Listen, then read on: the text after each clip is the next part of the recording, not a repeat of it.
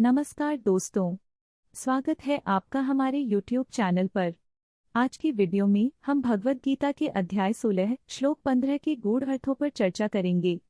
इस श्लोक में जीवन की कठिनाइयों से निपटने के लिए महत्वपूर्ण शिक्षाएं दी गई हैं। यदि आपको हमारा कंटेंट पसंद आए तो कृपया लाइक और सब्सक्राइब करें। तो चलिए इस अद्भुत श्लोक की गहराइयों में उतरते हैं। यंग आत्मा न विमुनिचति। जो व्यक्ति आत्मा को नहीं छोड़ता वह सच्चे सुख का अनुभव करता है। भगवद गीता के इस श्लोक में भगवान श्री कृष्ण ने बताया है कि जो व्यक्ति आत्मा के स्वरूप को समझता है और उसे नहीं छोड़ता वह सच्चे सुख का अनुभव करता है। ऐसे व्यक्ति को भौतिक सुख और दुख से प्रभावित नहीं किया जा सकता। आत्मा की अनंतता का ज्ञान उसे वास्तविक संतोष और शांति देता है। इस प्रकार आत्मज्ञान ही सच्चा सुख का स्रोत है। एक बार की बात है, एक छोटे से गांव में राधा नाम की एक लड़की रहती थी।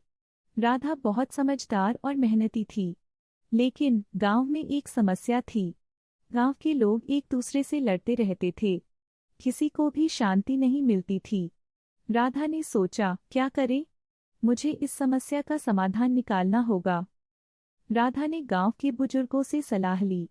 उन्होंने कहा, तुम्हें आत्मा का ज्ञान प्राप्त करना होगा। राधा ने सोचा, आखिर आत्मा का ज्ञान क्या है? उसने अपने पिताजी से पूछा, पापा, आत्मा का ज्ञान क्या है? पिताजी ने मुस्कुराकर कहा, बेटा, आत्मा वह है जो कभी नहीं मरती। यह शाश्वत है। जब तुम इसे समझोगी तब तुम सच्चे सुख को महसूस करोगी। राधा ने सबको बुलाया और कहा, हमें एकजुट होना चाहिए। हमें एक दूसरे के प्रति सहानुभूति रखनी चाहिए। क्या हम सब मिलकर एक उत्सव का आयोजन कर सकते हैं? गांव के सभी लोग राधा की बात सुनकर सहमत हो गए।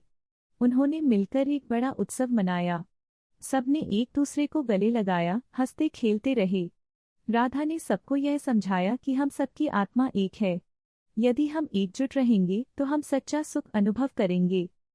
इस तरह राधा ने आत्मा के ज्ञान के माध्यम से गांव में शांति स्थापित की। सभी लोग खुश थे और राधा की बुद्धिमानी की तारीफ करने लगे।